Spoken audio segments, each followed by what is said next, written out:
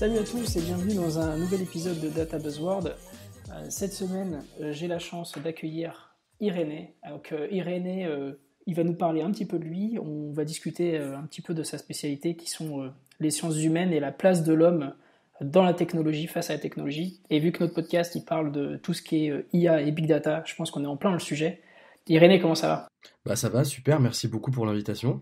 Est-ce que tu peux présenter un peu qui tu es, ton projet ? Bien sûr, je m'appelle Irénée Regnault, je suis consultant, blogueur sur un site qui s'appelle Mais où va le web depuis maintenant 4 ans. Donc c'est un site internet qui aborde les impacts sociétaux suscités par la transition numérique, si on peut appeler ça comme ça. Et je suis également fondateur d'une association qui s'appelle Le Mouton Numérique et qui a pour ambition d'éclairer la société qui innove. Donc concrètement poser un regard critique et constructif sur le progrès technique en organisant des débats, des radios, des ateliers, des rencontres littéraires, enfin bref, des rencontres culturelles de manière générale autour de ces sujets avec des gens qui pensent le numérique et puis qui font dans le numérique. Voilà. Ok, c'est top. Et du coup, tu es amené beaucoup dans ton quotidien, en ce moment en particulier, à parler d'IA, parce qu'on en parle tout dans les médias, donc l'intelligence artificielle. Qu'est-ce que tu entends, qu'est-ce que tu vois, et surtout, quelle est ta vision sur le sujet ? Vaste question. On parle beaucoup d'IA en ce moment parce que c'est un peu la face visible euh, de la technologie, entre guillemets. Et je mets des guillemets pas pour rien, parce qu'il n'y a pas la technologie, c'est pas un truc qui existe en tant que chose qui flotte dans l'espace. Toute technique repose sur un ensemble de techniques et de sciences qui existent depuis 200 ans, 1000 ans, 2000 ans. Donc derrière l'IA, tu as des mathématiques, tu as de l'algorithmie, tu as de l'électronique, tu as tout ça. Donc bref, nous on nous questionne beaucoup là-dessus, je dis nous parce que je parle plus largement aux moutons, parce que c'est une des technologies qui aujourd'hui a des effets qui sont palpables en fait sur les gens, qui sont tangibles. Si je t'interroge sur concrètement, je sais pas, qu'est-ce que tu penses, on pourrait parler je sais pas, même de l'automobile, c'est tellement ancré en fait qu'on se rend plus tellement compte de la place que ça a. Si je te parle de certains procédés qui servent à extraire de l'énergie, ça va pas te toucher parce que c'est trop loin de toi. Aujourd'hui, l'IA, ça touche plus les gens, notamment suite aux enquêtes, je pense, de ProPublica, qui ont révélé un certain nombre de biais de nature en fait à dévoyer des décisions humaines dans des domaines très variés, allant de la justice au transport, en passant par, surtout ces deux exemples-là qui me viennent à l'esprit en ce moment. Donc, et puis, on peut penser éventuellement aux ressources humaines aussi. Enfin bref, il y a plein de sujets de société qui sont aujourd'hui concrètement touchés par l'essor de l'intelligence artificielle. Donc les gens s'inquiètent un peu, on saupoudre tout ça d'un petit peu d'Hollywood et ça part dans des directions un petit peu contraires. Donc voilà. La question c'était sur ma vision, non ? Ouais, aussi sur ta vision. Donc toi, tu as répondu un petit peu à ce qu'on voit dans les médias, pourquoi on est impacté. Donc ta réponse, elle est que ça nous touche tous au quotidien, d'une manière ou d'une autre. Maintenant, qu'est-ce que toi, c'est quoi ta vision sur le sujet ? En fait, moi je pense qu'on a acté aujourd'hui le fait que ça y est, il y avait des biais algorithmiques, que quand tu étais sur un réseau social, tu étais éventuellement victime, sujet, ou en tout cas pas forcément consentant quant à la façon dont on dirige ton attention. Ça commence à être connu, bon, dans nos sphères, pas forcément chez tout le monde, hein, personne dans la rue sait ce que c'est qu'un algorithme. En revanche, le second débat qui arrive derrière et qui est plus intéressant à mon avis aujourd'hui, qui est plus récent, c'est celui de l'éthique. Et on a plaqué ce mot sur l'intelligence artificielle, on s'est dit c'est bon, on sait qu'il y a des biais, on va les régler, on va remettre l'humain au centre, qui est une formule que je me refuse à comprendre parce qu'elle veut strictement rien dire, et donc tout va être réglé. Donc en soi, on pourrait avoir une technique, l'intelligence artificielle, qui pourrait être bonne parce qu'on a décidé qu'elle allait l'être. Moi, fondamentalement, la question que je me pose, de façon un peu plus profonde, à la fois dans mes écrits et dans les rencontres qu'on organise, c'est celle qu'on nomme en fait, c'est un petit peu compliqué, mais je vais m'expliquer, la neutralité de la technique. C'est qu'en gros, ce discours de on va faire des bonnes IA disent en gros, un outil est un outil, voilà, et on peut en faire du bien ou du mal. D'accord. Donc typiquement, si je prends une voiture, tu pourrais dire, je prends une voiture, si je conduis prudemment, j'aurai pas d'accident, si je conduis à 190 complètement bourré, je vais me planter, je vais me tuer. Une fois que tu as dit ça, tu as évité de poser la question plus fondamentale qui est qu'est-ce que fait l'objet technique à son monde? La voiture, elle fait pas que obéir à un usage bon ou mauvais. La voiture, quand on la met dans la ville, elle étale les villes. Quand on fait des voitures, on fait des routes. Quand on fait des voitures, on crée une industrie pétrochimique qui dépend de pays lointains et donc qui met en place toute une nouvelle géopolitique qui est elle-même éventuellement créatrice de conflits. Donc ce que j'essaye de dire là, c'est que toute technique ne flotte pas dans l'espace, mais repose sur un ensemble d'autres techniques qui sont socialisées, c'est-à-dire qui sont ancrées dans des pratiques humaines, et que ces autres techniques, on les appelle aussi le milieu technique, est quelque chose qu'on questionne peu. Donc on pourra toujours faire des bonnes IA ou des mauvaises IA, il faut mieux en faire des bonnes, hein, ça n'empêche pas que le débat est quand même intéressant. Moi, ce qui va m'intéresser, c'est que bonnes ou mauvaises, comment elles vont modifier la vie au-delà de ce qu'on avait prévu pour elles. Parce que dans la technologie, tu as un principe de performance, d'efficacité, d'accélération, et même de consommation d'énergie. En fait, ça se vérifie depuis 200 ans. On gagne très peu d'énergie en gagnant en performance grâce à la technologie. Très très peu. Euh, donc voilà, je pense qu'aujourd'hui, ma vision, c'est un petit peu celle-là. Peut-être qu'elle est un petit peu abstraite, mais en soi, le sujet de l'IA m'intéresse pas. C'est pas plus que le nucléaire ne m'intéresse ou que n'importe quelle autre technique m'intéresse. Ce qui m'intéresse, c'est comment on comprend la façon dont ça va changer la société et dans quelle mesure on le choisit. Donc là, en fait, ce que tu es en train de dire, c'est la question, elle n'est pas de la bonne ou de la mauvaise IA, une IA qui catégoriserait d'une manière X ou Y tel type d'individu avec les biais. Toi, la question que tu dis qui est sous-jacente et qu'on aborde peu, c'est par exemple les impacts écologiques que pourrait avoir l'IA, l'utilisation intensive par exemple de technologies comme les GPU ou des choses comme ça. Euh, Également, ce que tu es en train de dire, c'est par exemple l'éducation est amenée à évoluer, euh, la société en règle générale sur la répartition des richesses. Euh, c'est ce genre de questions, toi, qui t'intéresse particulièrement. Alors, si tu veux des exemples concrets, oui, effectivement, c'est ça qui m'intéresse. Euh, Tu peux avoir une IA qui est non biaisée, ce sera, enfin, qu'on se le dise, hein. Demain il y aura des IA, il y en aura de plus en plus parce qu'il y a énormément d'inertie dans la technique et puis parce qu'il y a aussi beaucoup enfin, tu le sais bien, de financement, c'est des milliards et des milliards de dollars qui sont mis là-dedans, donc bon, tu n'arrêtes pas tout ça d'un coup si tant est qu'il est question de l'arrêter. Euh, Si tu prends un domaine par exemple comme la justice, tu peux dire, donc l'enquête de ProPublica concernait ProPublica, qui est un journal d'investigation aux États-Unis, a révélé que, en gros, pour tout ce qui était, euh, comment dire, réinsertion en fait, ou comment dire, récidive, pardon, tu pourras couper. En gros, ProPublica a révélé que dans les cas de récidive, donc suite à un premier délit, une personne va encore mettre un deuxième. En gros, l'IA était biaisée et concrètement euh, a, euh, a favorisé des profils qui étaient des profils de personnes noires en disant ces gens-là sont plus susceptibles de reproduire un crime, donc il faut entre guillemets ne pas les relâcher quoi.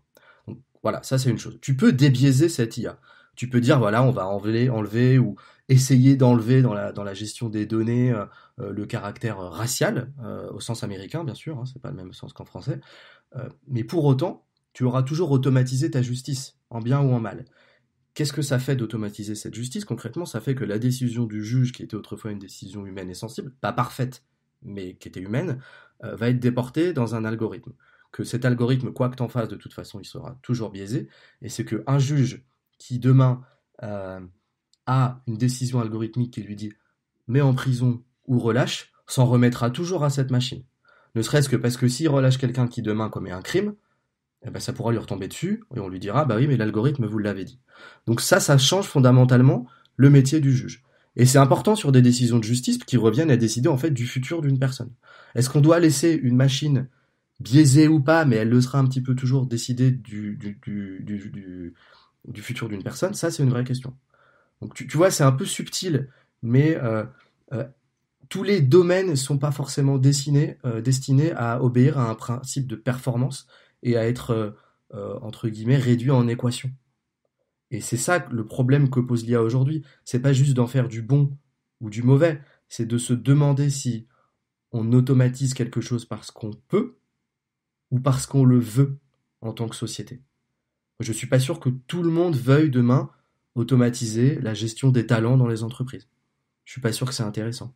Ça va créer d'autres formes de recrutement, ça va changer un peu la société, ça va favoriser les notations, bref, ça va changer la manière dont tu écris ton CV, dont certains profils vont être pris ou pas. Est-ce qu'on veut ça en fait? Et si tu veux, c'est ça qui est fou dans les questions à propos de l'intelligence artificielle, c'est que on pose la question sur la technologie une fois qu'elle est là. Mais en première instance, on se demande pas s'il faut qu'elle soit là. Et il faut qu'elle soit là à certains endroits, mais pas à tous les endroits. Ok, donc là tu poses la question, est-ce qu'on doit rendre performant tous les domaines et est-ce qu'on doit pas laisser un peu de magie humaine opérer en fait sur la plupart des domaines en fait qui nous affectent au niveau des sentiments et au niveau de notre conscience humaine quoi. Alors c'est effectivement ça. Je dirais pas de magie humaine parce que ça sous-entend quelque part que dans le principe humain, tu as quelque chose d'un peu flou relié aux émotions, alors que tout est émotion de toute façon. Il y a pas de raison pure. Euh, la technique, elle est magique aussi. Et quand tu lis les philosophes de la technique comme Gilbert Simondon, il t'explique bien comment la technique relève à la fois d'un principe religieux, d'un principe magique. On met énormément de foi dans la technologie. On développe pas des choses parce que c'est linéaire, naturel, que ça va vers une direction qui est déjà prédéterminée. On développe ce qu'on veut parce qu'on y croit. Si tu veux, là, faut bien comprendre que la technologie, ce sont des valeurs et des idées dans des objets. Et t'es très bien placé pour le savoir. Un algorithme, c'est une décision humaine qui est mise dans une machine. Et même si derrière elle est nourrie avec du machine learning et des corpus de données énormes, ça reste des décisions humaines, ou au moins des déplacements, tout ce que tu veux. Ça reste de l'humanité qui est à l'intérieur. C'est jamais pur.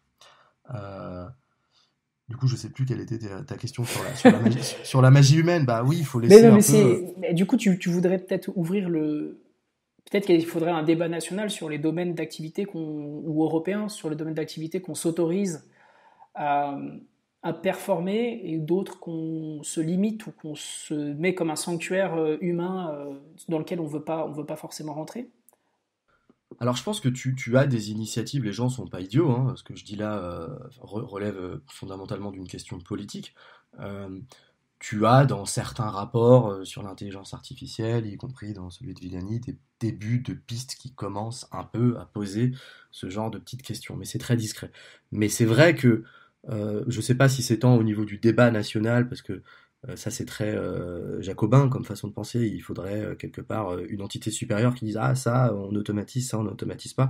En fait dans la réalité ce qui se passe c'est que les groupes qui souffrent de ces discriminations, de ces automatisations, un jour vont apparaître sur la scène publique. Tout comme les chauffeurs Uber sont apparus parce que leurs conditions de travail et la notation étaient quelque chose d'assez immoral, tout comme aux États-Unis, tu as plein de mouvements de gens dans la Silicon Valley, toutes catégories sociales confondues, qui commencent aussi à s'élever contre certaines formes d'automatisation, ce qui explique pourquoi tu as un certain retour à la nature qu'on qualifie parfois d'un peu bobo dans certains cercles. Donc tu vois, ce qu'il faut comprendre, c'est que la dynamique technologique et la dynamique de l'intelligence artificielle, elle subit, elle subit une forme d'idéologie qui est celle du progrès, c'est-à-dire on y va, on fonce sans se demander pourquoi. Et ça s'appelle du positivisme. Hein, si tu veux, c'est un espèce de mouvement intellectuel du début du XXe siècle, au moment où les statistiques sont apparues. Et on s'est dit, on va tout mettre en statistique, et on va pouvoir réguler la société. Et le mouvement qui est en face, c'est un mouvement de résistance a priori ou résistance a posteriori, où les groupes lésés, touchés par cette automatisation, vont se révéler. Et la question, c'est que si tu veux éviter les violences sociales, si tu veux éviter les inégalités, faut mieux faire en sorte qu'ils se révèlent avant, pendant la phase de conception, plutôt qu'après, quand ils sont déjà victimes. Parce que sinon, concrètement, ça voudra dire que tu leur as imposé un choix de vie qui n'aura pas été démocratique, concrètement. Si tu veux, aujourd'hui, la technologie, c'est quelque chose qui a un pouvoir normatif sur les gens. C'est-à-dire que c'est susceptible de créer des façons de vivre au même titre que les lois. Tu vois des technologies d'une ampleur très très importante, bah, elles vont changer ta façon de vivre. Bon, les lois, a priori, tu votes. La technologie, tu votes pas. Parce qu'on croit que c'est neutre, pour en venir à mon point précédent. On croit que c'est juste du bien ou du mal. Mais en fait, non. Bon voilà, c'est un peu le. Il y a un très beau livre qui s'appelle Agir dans un monde incertain de Barthes, Lascaux et Calon, qui parle de cette question-là et de ce qui s'appelle de façon plus courte la démocratie technique. Donc c'est un peu ça ma vision de l'IA. Voilà. On va, on va essayer d'absorber tout ça. Je suis perdu. Dis-moi si c'est pas clair, parce que c'est pas C'est très forcément. clair. C'est Ok. très clair. C'est juste que je suis très perturbé. Je me pose la question, est-ce qu'il y aura un moment, euh, une capacité de régulation autre que le contre-pouvoir par la violence? C'est une très bonne question. J'espère que oui. Après, faut voir où sont les foyers de violence quand on parle de ça. Euh, Ça peut être violence intellectuelle, hein, ça peut être, euh, si tu prends par exemple dans le passé, enfin intellectuel ou peu importe, mais si tu prends le passé par exemple, le fait qu'il y ait des seigneurs, des vassaux, qu'il y ait des paysans, qu'il y ait X ou Y, en fait, tu aies des classes sociales qui soient tellement différentes, même si les personnes ne s'en rendent pas forcément compte, au final, tu as quand même une catégorisation mhm. de la société, et est-ce qu'on on va pas arriver à ça avec les jobs, les boulots qui sont associés à la création humaine, donc ce que je parlais de la magie, toi tu dis c'est autre chose que de la magie, mais je vais l'appeler comme la capacité de création de l'humain, qui est quelque chose que l'IA est pas capable de faire. L'IA fait de la pseudo-reproduction d'imagination, mais l'IA n'imagine pas du tout. Mhm. L'IA fait juste reproduire des statistiques. Mais disons qu'il y aurait ces jobs-là, et puis il y aurait d'autres jobs qui seraient des gens qui aujourd'hui sont plutôt dans l'exécution, et qui à terme, eux, sont reproductibles dans leur quotidien. Euh, du coup, je me pose la question, est-ce que ça peut pas être ça aussi la violence de séparer deux classes de personnes? Et est-ce qu'on peut avoir une entité en amont qui maîtrise ça, qui alerte là-dessus, qui, tu vois ce que je veux dire? Ouais, je vois très bien. En fait, ça s'ancre plus largement dans toutes les révolutions industrielles. Alors déjà, je fais un aparté, les foyers de violence, ils existent déjà dans le sens où, si tu penses aujourd'hui une intelligence artificielle donc, qui repose souvent sur un device, etc., quand on voit comment sont modérés a posteriori certains commentaires ou certaines données qui permettent de nourrir les IA, je pense à ce reportage qui a été fait par Arte qui s'appelle Les nettoyeurs du web, par exemple. Bon, c'est pas directement l'intelligence artificielle, mais ça peut aussi en être. T'as aussi des gens qui, la Quadrature du Net, pardon, qui est une association qui milite pour la défense des droits sur Internet, a bien montré comment les gens qui relisaient les, euh, les conversations des gens avec Siri ou Cortana, etc., étaient clairement des petits tâcherons du numérique payés une misère. Donc t'as déjà des foyers de violence. Et puis je rajoute pas à ça les mines de métaux rares dans les pays asiatiques. Bref, faut vraiment penser le numérique et l'intelligence comme une industrie en fait, et pas du tout comme quelque chose qui est de l'ordre du service. C'est une industrie qui est brick and mortar avec en gros du charbon derrière quoi. Hein, c'est du charbon le numérique, c'est rien d'autre que du charbon. En France, à la limite, c'est du nucléaire pour ton électricité, mais ton téléphone, c'est du charbon, quoi. Donc, faut avoir ça en tête. Ensuite, oui, il y a éventuellement des disparités. Tout le monde ne bénéficie pas de la même manière du progrès. Mais quand on a mis des machines-outils dans les villes pour commencer à industrialiser au XVIIIe siècle et un peu avant l'Europe, en commençant par l'Angleterre, etc., on a déjà prolétarisé, c'est-à-dire on a déjà mis des ouvriers ou plutôt des gens des campagnes, des artisans derrière des machines. On en a fait des ouvriers et le contact avec la machine les a prolétarisés. Prolétarisés, ça veut dire quoi? Ça veut dire qu'en fait, on les a fait devenir l'outil de la machine, si tu veux. Ils sont au service de la machine. Enfin, c'est les temps modernes de Chaplin, en fait. Et ce qui pourrait se passer avec l'IA, moi, j'aime pas faire de spéculation sur le futur parce que j'aime pas penser que le futur est déjà écrit, déjà. Sinon, à quoi bon? Surtout pour moi qui suis un animal éminemment politique. Je pense qu'on peut toujours choisir. Donc oui, il y aura des disparités. Mais bon, des disparités, il y en a déjà. Tu prends en termes d'inclusion par rapport au numérique, on voit bien que tout le monde s'est saisi des objets numériques. Il n'y a plus une famille modeste qui n'a pas trois écrans. En revanche, on n'a pas du tout les mêmes pratiques sur Internet. Euh, c'est une sociologue qui s'appelle Dominique Pasquier qui racontait ça récemment. On est beaucoup moins enclin à participer sur Internet, à contribuer à de la création quand on vient d'une famille modeste. Est-ce que c'est forcément lié à la technologie? Je sais pas. La technologie, elle n'a pas de pouvoir magique. Et éventuellement, elle fait que reproduire ou amplifier des pratiques qui étaient préexistantes. Après, sur la question concrètement de ce que tu as dit, qui était le remplacement des jobs par les IA et le fait qu'on se retrouve sans job, moi je suis assez partagé. J'ai lu un peu comme tout le monde les études de Roland Berger de l'OCDE qui disent que entre 11 et 47% des emplois sont remplaçables. Euh, j'ai du mal à croire ça. J'ai du mal en revanche à croire que tout va bien aller.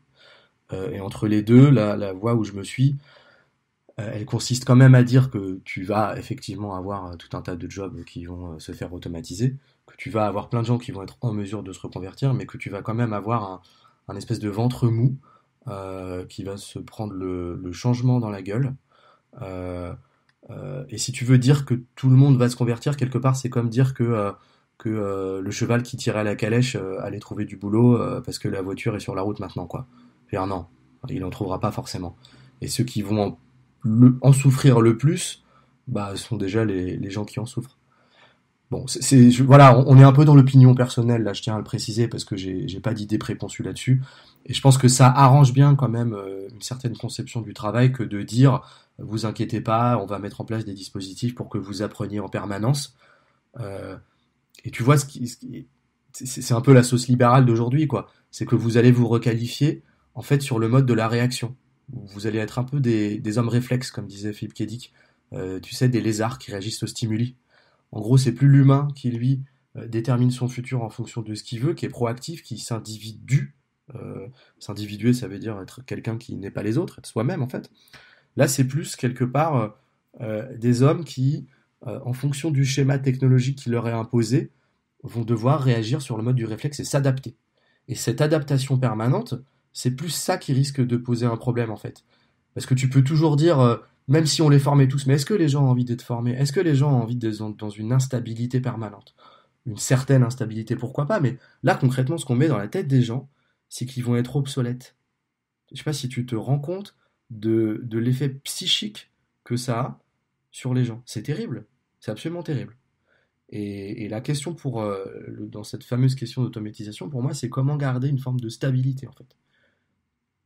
Et j'ai pas forcément la réponse. Tu voulais parler du revenu universel, c'est peut-être une réponse partielle, mais c'est une vraie question. Mais bon, j'ai bossé dans d'autres boîtes, j'ai vu des trucs, je parlais de mon expérience perso, mais j'ai vu des trucs où seuls des humains, des mecs qui avaient, des hommes ou des femmes qui avaient vécu pendant 20 ans à faire de la fonderie, à faire telle ou telle affaire, euh, se retrouvaient à résoudre des problèmes où j'avais 5 ingénieurs qui étaient autour d'une pièce automobile qui était défaillante. Il y avait la pièce automobile qui était bonne, qui avait été faite par une des personnes, et les 5 ingénieurs étaient autour. Mais comment ça se fait que quand ça passe par cette personne X, ça fonctionne, et quand ça passe par une autre personne Y, ça ne fonctionne pas? Et tout ça, c'est l'expérience, les 18 ans accumulés de la personne, parce qu'il avait imaginé, parce qu'il avait travaillé, parce qu'il avait appris. Et ça, une machine ne le fera jamais statistiquement, c'est impossible de reproduire ça. C'est-à-dire que le gars, il a vu une chose une fois, puis ça a germé dans sa tête, etc. Aujourd'hui, c'est pas possible avec l'intelligence artificielle, et je suis pas sûr qu'un jour ça le fera. Donc, je comprends le sujet de dire il y a une partie qui est déjà lésée et qui le sera dans le futur, mais est-ce que c'est vrai pour ces gens-là? Un maçon, il n'y a jamais quelqu'un qui fera un aussi beau mur qu'un maçon. Tu peux mettre toutes les machines du monde, il n'y aura jamais le même cœur au travail, il n'y aura jamais la même valeur sur ce que tu as fait. Il y aura la partie humaine qui sera dedans. Tu comprends ce que je veux dire? Ce ne sera pas complètement tout normé. Donc je sais pas, moi je suis un petit peu moins... je suis peut-être un petit peu moins drastique sur ce sujet-là. Mais je pense qu'il y a la place à l'humain parce que l'humain fait des belles choses de façon naturelle qu'une machine ne fait que reproduire. Donc tu dis qu'on reproduit les comportements de la machine, mais la machine ne fait que reproduire les comportements de l'humain. Donc on peut parler sur bubble filtering, on va en parler un petit peu après, mais est-ce qu'on ne va pas normer les machines, mais en se normant nous face aux machines, les machines vont se normer elles-mêmes. Et à un moment, les machines vont devenir elles-mêmes obsolètes. Tu comprends ce que je veux dire? Alors, je suis pas sûr de comprendre la fin, mais j'ai compris le début. Mais je te rejoins. Effectivement, il a jamais été question de dire qu'on allait remplacer un maçon et ni même quelqu'un qui fait le ménage. C'est le fameux paradoxe de Moravec que tu dois connaître. Faire le ménage, c'est un acte extrêmement complexe en fait. Il faut des gens très qualifiés pour bien faire le ménage. Donc évidemment, ces métiers-là, ces métiers manuels, mais même le métier de prof, enfin je veux dire à un moment donné, voilà. Par contre, tu as des métiers, on les connaît tous, les radiologues, éventuellement une certaine partie de la comptabilité. Il y a des métiers qui sont mécanisables, plutôt IA-isables, tu as des métiers qui ne le sont pas. Tu as des métiers qui seront augmentés de l'IA dans une certaine mesure. Et t'as des métiers qui le seront pas. J'ai pas de conviction qu'on va être tous remplacés. Moi, je crois pas au grand remplacement du tout par les machines. Après l'échange que tu soulignes dans la fin de ton intervention, je sais pas si euh, enfin, tu vois, je sais pas si l'échange entre les humains et les machines, enfin, tout ça me paraît un peu vague dans le sens où, bon, on n'a pas forcément vocation à créer des machines pour tout, de toute façon. Là, puis en plus, quand on parle de machines, on s'éloigne un petit peu de l'intelligence artificielle. Donc, je préfère qu'on reparte sur autre chose. Ça marche. Du coup, allez, hop, on enchaîne. Éducation. T'en as parlé un petit peu. Et ça veut dire quoi éduquer les gens pour le futur? C'est les éduquer dans des approches plus humaines, les éduquer techniquement, les éduquer par rapport à face à la technologie, se prévenir de bubble filtering ou de choses comme ça. C'est quoi l'éducation dans le futur? Bah, de manière générale, les rôles dévolus à l'éducation sont pluriels, hein. Tu as faire grandir un citoyen, former à un métier, euh, travailler le collectif, faire rentrer des normes sociales. Enfin, il y a plein d'éducations possibles et imaginables. À quoi sert l'éducation, tu veux dire, dans la mesure où le monde s'automatiserait, c'est ça? Non, dans la mesure où, comme tu disais, on va partir sur le principe que l'IA, je vais pas dire gagner la partie, c'est hyper, Oui, mais tu c'est vois, mais c'est hyper. c'est ça qui est intéressant. En fait, moi, enfin, l'éducation a plein de rôles, mais si elle a bien un rôle, c'est de mettre dans la tête des gens que qu'il n'y a pas de direction à la technologie. Voilà. Alors après, faut pas être idiot. Les gens, les gamins d'aujourd'hui, ma fille qui a 2 ans et demi, seront dans un monde qui sera peut-être différent du mien, mais peut-être pas tellement, en fait. Et voilà. Moi, je sais pas si. J'ai l'impression que ce débat est aussi un peu galvaudé, quoi. C'est toujours pareil. On entend ici et là, oui, alors faut apprendre aux gamins à coder, puis le lendemain on nous dit faut pas qu'ils apprennent à coder. On nous dit les gamins, faut qu'on leur apprenne à être complémentaires de l'IA. Je sais pas si tu vois l'ineptie de cette phrase. On te dit, il y a des gens qui te disent aujourd'hui qu'il faut apprendre aux gens, aux enfants, à être complémentaires d'une machine. Complémentaire. Vous faites quoi à l'école? On apprend à être complémentaire d'une machine. Mais c'est du délire. On n'est pas complémentaire d'une machine. C'est comme si tu disais on va apprendre les gens à être complémentaires d'une fraiseuse ou d'une plieuse à écran numérique, tu vois. C'est pas comme ça que ça marche du tout en fait. T'apprends, ça me dépasse. Voilà. En plus, les fractures, elles sont pas là dans l'éducation. Les fractures, elles sont sociales, pour emprunter la formule à Chirac. Bon, je vais rentrer un peu dans l'opinion. Encore une fois, je suis pas du tout un expert de ces sujets-là. Euh, mais va parler à un prof de ZEP aujourd'hui de ce qu'il pense de l'IA, mais t'es pas du tout dans le sujet en fait. Tu vois, c'est juste pas la question qu'il est en train de se poser en fait. La question c'est combien il y a d'élèves dans ma classe. Enfin, d'ailleurs on parle plus de ZEP, on parle de REP. Enfin bref, on va pas s'étendre. C'est qui sont les élèves de ma classe et comment est dessinée la carte scolaire. C'est pourquoi dans le 9-3 il y a absolument aucun budget. Enfin tu vois déjà les questions c'est celles-là. Réduisons déjà ces inégalités-là avant de penser à rendre les humains complémentaires de ceci ou de cela. Ça se trouve, les humains de demain feront le choix de désautomatiser des trucs, tu vois. Tu penses pas justement que c'est dû au hype de l'AI, de penser, de se projeter très loin, alors que, euh, entre guillemets, ça peut être un flop ou va être un flop. On voulait tout mécaniser au siècle dernier, finalement tout n'est pas mécanisable.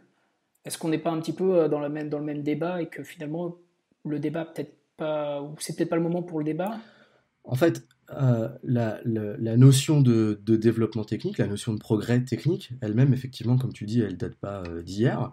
Elle date en gros des Lumières, hein. Pour faire simple, avec tous les bénéfices des Lumières et puis tous les vices cachés, en fait, qu'on n'avait pas forcément vus. Où, quelque part, l'homme se pose en maître et possesseur de la nature, pour reprendre la formule de Kant, enfin, qu'il ne faut pas sortir de son contexte, mais bref, tel qu'on la comprend, c'est un petit peu ça, et sur la croyance ferme et définitive que le progrès technique, scientifique, puis technoscientifique, va réduire les inégalités, va améliorer la vie des gens, va ceci, va cela. Ce qui est en partie vrai. Il ne faut pas exagérer. On est tous contents d'avoir des techniques, de pouvoir passer une IRM quand on a un problème, etc. etc.